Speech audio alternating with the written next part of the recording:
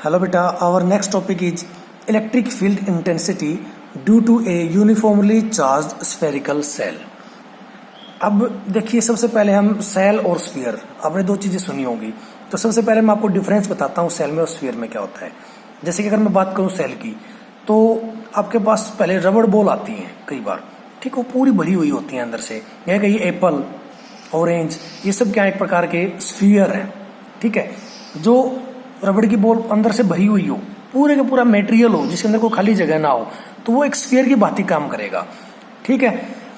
या ये कहिए कि अगर मैं एप्पल की बात करता हूँ, वो भी एक स्फीयर है, सॉलिड स्फीयर है, ठीक है। स्फीयर भी दो टाइप के होते हैं, एक सॉलिड स्फीयर होते हैं, एक होलो स्फीयर होते हैं। तो ये बात जो मैं कर रहा हूँ वो सॉलिड स्फीयर की बात कर रहा हूँ यहाँ पे, ठीक है। तो सॉलिड स्फीयर कौन से होते हैं? जो बिल्कुल अंदर से भरे हुए होते हैं। फिर होते हैं बेटा एक होलो स्फीयर। होलो स्फीयर क्या होते हैं? होलो स्फीयर वो होते हैं जिनका इंटरनल रेडियस भी हो और एक्सटर्नल भी, यानी कि अंदर का रेडियस भी और बाहर का। कहने का मतलब क्या है, जैसे कि मान लिया कोस्को की बॉल आती है, कोस्को की बॉल आपने देखे होगी कि उसकी जो मटेरियल जिससे बनी होती है उसकी कुछ थिकनेस होती है, तो अंदर वाली दीवार की सेंटर से दूरी कम होती है और बाहर वाले की ज्यादा। तो दोनों रेडियस क्या है? अलग अलग। अंदर वाली दीवार की अलग रेडियस होती है, बाहर वाली दीवार की अलग रेडियस होती है, in case of Cosco ball, ठीक है। अगर मैं बात करता हूँ छोटे बच्चों की, जो प्लास्टिक की बॉल आती है उनके अंदर जो जिस मटेरियल की बनी होती हैं वो बहुत हल्की होती हैं, उनकी उसके जो मटेरियल की थिकनेस वो नेग्लिजिबल होती है, ना के बराबर होती है। यानी कि उसकी अंदर की सतह की इंटरनल सरफेस और आउटर सरफेस है, इनर सरफेस और आउटर सरफेस, दोनों का रेडियस लगभग क्या होता है? एक जैसा, ठीक है। तो उसको हम क्या कहेंगे? सेल, ठीक है। तो कहने का मतलब क्या है, अगर मान लो मैं इसको एक ऐसा स्फीयर कंसिडर कर लूँ जिसकी थिकनेस क्या हो? ना के बराबर, ठीक है, जिसकी थिकनेस क्या हो? ना के बराबर। ये लाइन जो आपको नजर आ रही है इसकी थिकनेस नेग्लिजिबल है, ना के बराबर है, तो इसकी एक ही रेडियस होगी, ठीक है। फॉर एग्जांपल आर रेडियस हमने इसकी मान ली, तो ये क्या होगी बेटा? सेल। अगर ये बॉल आपकी कुछ ऐसी होती,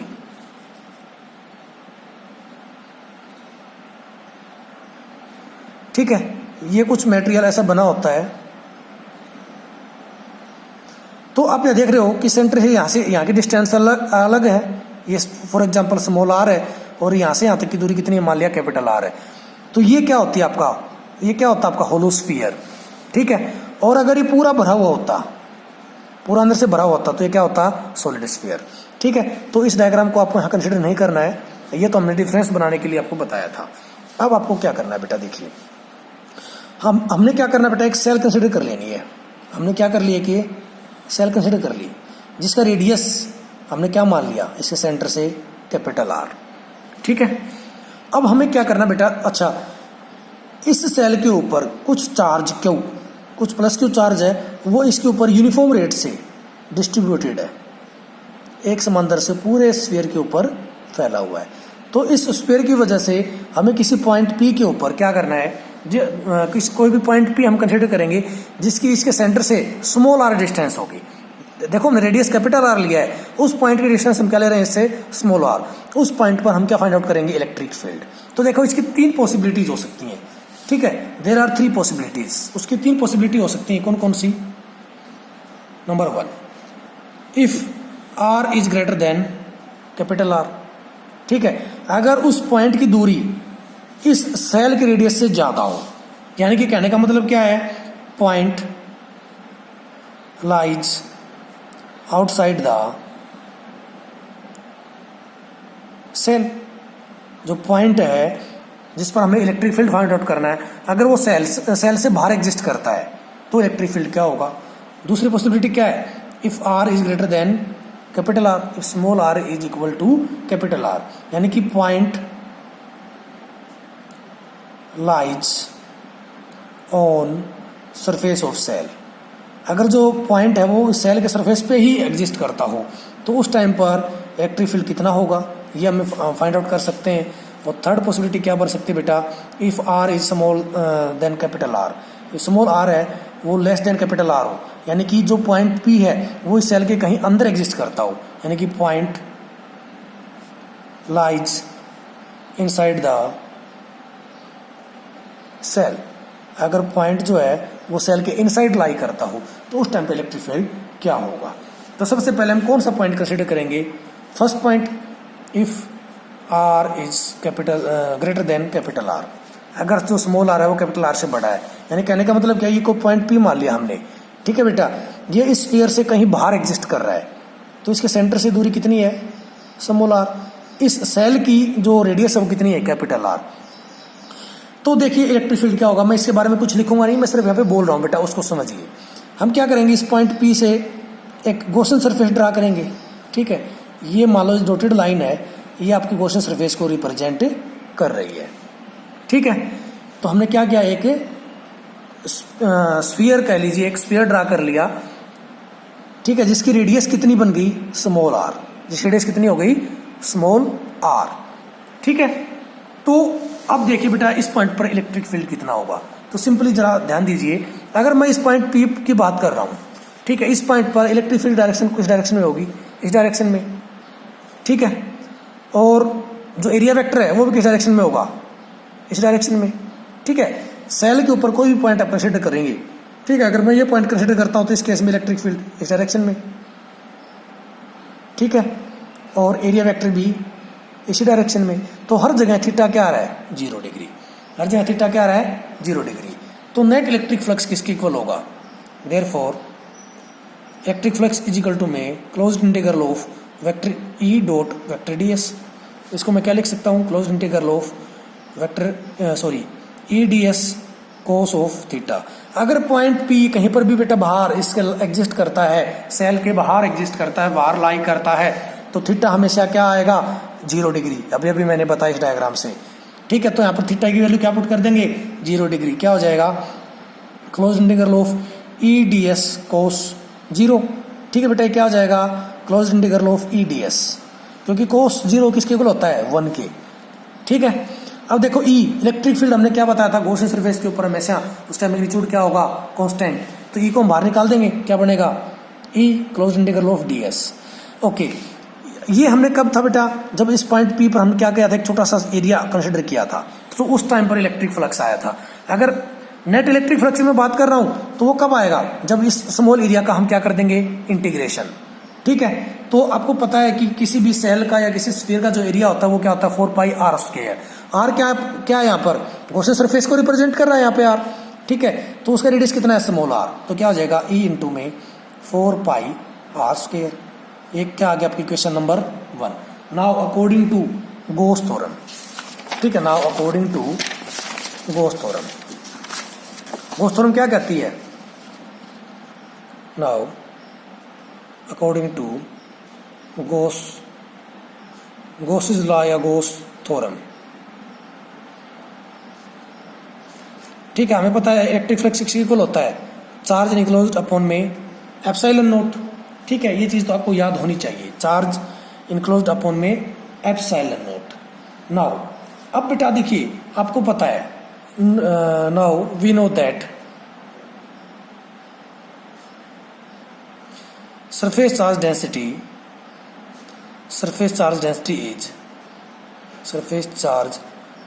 is equal to surface charge density को हम किससे लिखते हैं, सिग्मा से। सरफेस चार्ज डेंसिटी किसके इक्वल होगी, क्यू इंटू में क्यू अपॉन में ए चार्ज पर यूनिट एरिया या सरफेस एरिया। अब यहाँ पे देखो सेल है, ठीक है। तो सेल के केस में जो सरफेस एरिया है किसके इक्वल होगा, क्यू अपॉन में सरफेस एरिया किसके इक्वल होगा, 4πr², ठीक है बेटा। किसके इक्वल होगा, 4πr²। अब देखो आपके ध्यान में आएगी ये बात कि सर वहां पर हमने r² स्मॉल लिया था, यहाँ पर कैपिटल क्यों लिया है। देखो बेटा अब हमने क्या बताया था यहाँ पर कि जब हम ये पॉइंट P किस पे एग्जिस्ट करता है, गॉसियन सरफेस पर, तो हम क्या कंसिडर कर रहे थे, यानी कि पॉइंट P कहाँ एग्जिस्ट कर रहा था, इसके सेल के बाहर कहीं, ठीक है। तो जो गॉसियन सरफेस हमने ड्रा किया था उसका एरिया हम कंसिडर करेंगे यहाँ पे, ठीक है। तो उसका एरिया जब कंसिडर करेंगे तो एरिया क्या था, 4πr², ठीक है। लेकिन चार्ज तो किस पे फैला हुआ है, इंटरनल जो आपका जो यानी कि जो मेन सेल है उस पर फैला हुआ है। ये तो एक इमेजिनरी सरफेस था ना जो हमने कंसिडर किया था गॉसियन सरफेस, तो लेकिन एक्चुअल में सेल क्या हमारी ये वाली, ठीक है। तो इसका रेडियस कितना है, कैपिटल R। तो चार्ज इस पे फैला हुआ है, तो इसकी वजह से जो डेंसिटी निकालेंगे वो तुम इसी पे निकाल सकते हैं ना, सरफेस चार्ज डेंसिटी। तो इसलिए हमने क्या लिखा, चार्ज अपॉन में एरिया। एरिया क्या है, 4πr²। ओके, अब देखो बेटा यहां से मैं क्या निकाल सकता हूं, चार्ज। तो क्या हो जाएगा, क्यू इज इक्वल टू में सिग्मा इंटू में 4 पाई आर स्क्वायर। ठीक है, इसको मैंने कह दिया इक्वेशन नंबर 2। अब क्या करें बेटा, इसको इस इक्वेशन को हम इसको मैं कहूँगा 3। 2 कौन सी आपकी, अकॉर्डिंग टू गॉस लॉ वाली। तो इसको क्या करेंगे, इस थर्ड इक्वेशन को कहाँ पुट कर दें हम, इक्वेशन नंबर 2 के अंदर। ठीक है, लिखो पुटिंग या सब्स्टिट्यूटिंग इक्वेशन 3 इन 2। ठीक है, जब 3 को 2 में पुट करें तो क्या हो जाएगा, 5 इज इक्वल टू में sigma into 4 pi R square upon में एप्सिलॉन नॉट। ठीक है, इक्वेशन नंबर क्या आ गई 4। Comparing equation number 1 and 4। Equation 1 and 4 को जब हम कंपेयर करेंगे बेटा, तो 1 हमारी क्या थी, ए इंटू में 5 इज इक्वल टू में, यानी कि electric flux is equal to में E into 4 pi R square, और फोर्थ क्या है 5 इज इक्वल टू में सिग्मा 4 पाई आर स्क्वायर अपन में एप्सिलॉन नॉट। दोनों की लेफ्ट हैंड साइड बराबर है तो राइट हैंड साइड भी बराबर होंगी, तो क्या हो जाएगा, ई इंटू में 4 pi R square is equal to में sigma into 4 pi R square अपन में एप्सिलॉन नॉट। इस 4 पाई आर स्क्वायर को इक्वल से उधर लेके जाएंगे तो डिवाइड में आ जाएगा, क्या आ जाएगा, ई इज इक्वल टू में सिग्मा इंटू में 4 पाई आर स्क्वायर अपॉन में आर स्क्वायर इंटू अपॉन में 4 pi small R square into में एप्सिलॉन नॉट। ठीक है बेटा, 4 पाई से 4 पाई कैंसिल आउट, क्या आ गया, sigma capital R square upon में small R square epsilon naught. तो इलेक्ट्रिक फील्ड किसके इक्वल आया, सिग्मा आर स्क्वायर अपॉन में आर स्क्वायर एप्सिलॉन नॉट। तो बेटा जब पॉइंट पी सेल से बाहर एग्जिस्ट करेगा तो उस टाइम पर इलेक्ट्रिक फ्लक्स किसके इक्वल होगा, इलेक्ट्रिक फील्ड किसके इक्वल होगा, सिग्मा आर स्क्वायर अपॉन में small R square epsilon naught. ठीक है, ये कहते इक्वेशन नंबर हमने 5। नाउ जो सेकंड केस था हमारा, क्या होगा, if R is small R is equal to capital R. कहने का मतलब क्या है कि पॉइंट कहाँ एग्जिस्ट कर रहा हो, पॉइंट बाहर एग्जिस्ट कर रहा था, अब पॉइंट बाहर एग्जिस्ट नहीं कर रहा, तो कहाँ एग्जिस्ट करेगा बेटा, इस केस के अंदर। ये मान लिया हमने, क्या मान लिया, वही सेल, ठीक है, जिसका रेडियस क्या था, कैपिटल आर। अब मैं कहता हूं बेटा कि जो पॉइंट पी है वो कहीं यहाँ एग्जिस्ट कर रहा है, ठीक है, तो उसकी दूरी भी क्या है, अब देखो हम उस पॉइंट की दूरी क्या मानते थे, स्मॉल आर। तो यहाँ पर आप क्या देख रहे हो कि स्मॉल आर और कैपिटल आर दोनों क्या है, एक दूसरे के इक्वल। अगर गॉसियन सरफेस में ड्रा करूंगा तो भी एरिया क्या आएगा, गॉसियन सरफेस क्या आएगा, यही सेल ही आएगा, इसके अलावा कुछ नहीं होगा। तो उस केस में इलेक्ट्रिक फील्ड किसके इक्वल होगा। तो देखो बेटा, एक तरीका तो ये है जिस तरीके से हमने पूरा डिराइव किया है उसी तरीके से करें, या सिंपली हम क्या कर सकते हैं, यहाँ से जो हमारी इक्वेशन नंबर 5 आई है, इस इक्वेशन के अंदर हम स्मॉल आर को किसके बराबर पुट कर दें, कैपिटल आर के। ठीक है, स्मॉल आर को किसके बराबर पुट कर दें, कैपिटल आर के। तो क्या हो जाएगा इस केस में, ई इज इक्वल टू में सिग्मा आर स्क्वायर अपॉन में स्मॉल आर के जगह क्या पुट कर दें, कैपिटल आर। तो स्मॉल आर का स्क्वायर था इसमें, तो कैपिटल आर का स्क्वायर इंटू में epsilon naught. Capital R square से capital R square cancel out, तो इलेक्ट्रिक फील्ड किसके इक्वल आ गया, सिग्मा अपॉन में एप्सिलॉन नॉट। ठीक है, अगर आपसे पेपर में 5 नंबर में क्वेश्चन दिया गया है और आपसे पूछा जाता है कि बताइए कि जब पॉइंट पी जो है वो किसी सेल के सरफेस पर एग्जिस्ट करता है, तो उस टाइम पर आपको ये डिराइव करके दिखाना होगा। ठीक है, जिस पैटर्न पे हमने पिछला केस डिराइव किया था उसी पैटर्न पर इसको हम डिराइव कर लेंगे। ठीक है, इसमें कोई इशू नहीं होना चाहिए। अब जो थर्ड केस है, थर्ड केस क्या है, if small R is less than capital R. जो स्मॉल आर है यानी कि वो जो पॉइंट पी है वो कहाँ एग्जिस्ट कर रहा है, ये हमारी सेल। ठीक है, इसका रेडियस कितना है हमारा, कैपिटल आर। अब हमने कह दिया बेटा वो पॉइंट पी मान लिया कहीं एग्जिस्ट कर रहा है सेल के अंदर, तो यहाँ से यहाँ तक की डिस्टेंस क्या है, स्मॉल आर। अब हम क्या करेंगे, यहाँ पर एक गॉसियन सरफेस ड्रा करेंगे। ठीक है, तो आई थिंक यहाँ तक आपको कोई समस्या नहीं होगी। तो देखिए कि जिस केस में अगर पॉइंट पी सेल के अंदर एग्जिस्ट करता है तो उस टाइम पर इलेक्ट्रिक फ्लक्स कितना होगा, या सॉरी इलेक्ट्रिक फील्ड कितना होगा। इलेक्ट्रिक फ्लक्स फाइंड आउट नहीं करे बेटा, इलेक्ट्रिक फील्ड फाइंड आउट करने के लिए हमें इलेक्ट्रिक फ्लक्स फाइंड आउट करना पड़ रहा है यहाँ पे, लेकिन बेसिकली हमें डिराइव तो इससे क्या करना है, इलेक्ट्रिक फील्ड ही डिराइव करना है। तो देखिए अब क्या होगा, जब हमने क्या कहा कि अब देखो इस केस में इलेक्ट्रिक फ्लक्स किसके इक्वल होगा, electric flux is given by closed integral of vector E dot vector ds।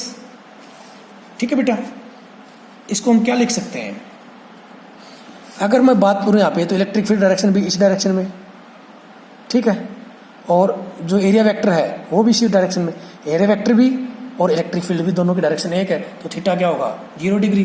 तो मैं क्या कह सकता हूँ इसको, close integral of E D S cos theta, cos theta जाए क्या पुट कर देंगे 0 डिग्री, तो क्या आ जाएगा close integral of E D S cos zero. Cos zero किसके इक्वल होता है 1, तो मैं क्या लिख सकता हूँ इसको, ई को मैंने बाहर निकाल दिया क्योंकि कॉन्स्टेंट टर्म है, क्या आ जाएगा ई डी एस। ठीक है, आई थिंक कोई दिक्कत नहीं होगी। अगर मैं इस स्मॉल स्फीयर की बात करूँ जो कि हमने अंदर कंसिडर किया है, तो इसका एरिया क्या हो जाएगा ई इंटू में 4 पाई स्मॉल आर स्क्वायर।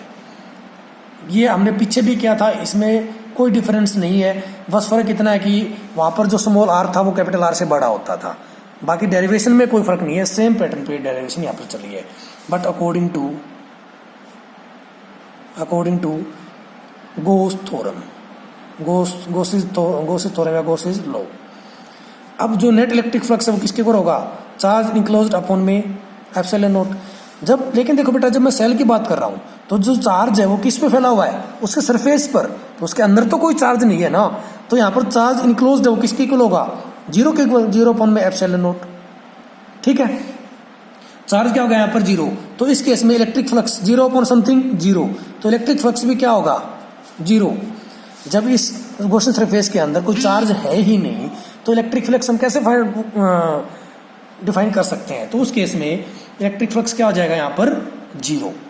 ठीक है, तो क्या करें हम इस इक्वेशन को, ये मान लिया इक्वेशन नंबर, पीछे हमारी इक्वेशन नंबर आई थी कितनी, ये मान लिया 6 थी, ये वाली इक्वेशन, ये वाली कितनी होगी 7, ये हो गया हमारी equation number 8।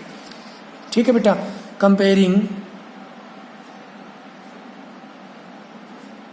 Equation number 7 and 8, 7 और 8 को कंपेयर करेंगे तो क्या हो जाएगा, लेफ्ट हैंड साइड दोनों बराबर है तो राइट हैंड साइड भी बराबर होंगी, तो क्या हो जाएगा बेटा ई इंटू में 4 pi R square is equal to में 0, तो क्या हो जाएगा ई इजिकल टू में 0 अपॉन में 4 पाई आर स्क्वायर। ठीक है, 0 अपॉन समथिंग 0, तो इलेक्ट्रिक फील्ड क्या होगा 0। तो ध्यान रखो, इलेक्ट्रिक सेल के केस के अंदर अगर पॉइंट को हम सेल के अंदर कंसिडर कर लेंगे तो उस टाइम पर इलेक्ट्रिक फील्ड क्या आएगा 0। ओके बेटा, एक बात और बताना चाहूंगा, अगर मैं बात करता हूं इस सेल की जगह पर कंडक्टिंग स्फीयर की बात करता हूं मैं, ठीक है, किसी बात करता हूं कंडक्टिंग स्फीयर की, तो कंडक्टिंग स्फीयर के केस में भी जो चार्ज होगा वो उसके सरफेस पर ही डिस्ट्रीब्यूटेड होगा। तो जैसा कि हमने सेल के, इसी प्रकार 3 केस वहां बनेंगे।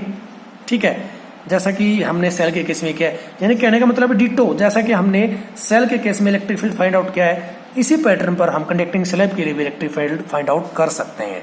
तो अगर सेल का आता है या इलेक्ट्रिक फील्ड का सेल का या कंडक्टिंग स्लैब, कंडक्टिंग स्फीयर का अगर आपसे इलेक्ट्रिक फील्ड फाइंड आउट करने के लिए बोला जाता है, तो सेम डिटो डेरिवेशन को आप फॉलो करेंगे, यानी कि इसी प्रकार से आप कंडक्टिंग स्लैब के केस में इलेक्ट्रिक फील्ड डिराइव करेंगे जैसा कि हमने सेल के अंदर किया है। तो कंडक्टिंग स्फीयर का है, स्लैब निकल रहा है मेरे मुंह से बार बार, ये स्लैब नहीं है, कंडक्टिंग स्फीयर की मैं बात कर रहा हूँ, स्लैब की बात नहीं कर रहा है यहाँ पे। तो कंडक्टिंग स्फीयर के केस में और सेल के केस में जो डेरिवेशन है वो एक जैसी रहेगी, और इलेक्ट्रिक फील्ड की जो वैल्यू आएगी वो भी दोनों केस में एक जैसी ही आएगी। ठीक है, तो चाहे सेल का दिया गया हो, चाहे आपसे वो कंडक्टिंग स्फीयर के बारे में पूछा गया हो, अब सेम पैटर्न पे इलेक्ट्रिक फील्ड को फाइंड आउट करेंगे। ओके, थैंक यू बेटा। अगर आपको कोई डाउट है तो मेरे नंबर पर आप पूछ सकते हैं। Thank you.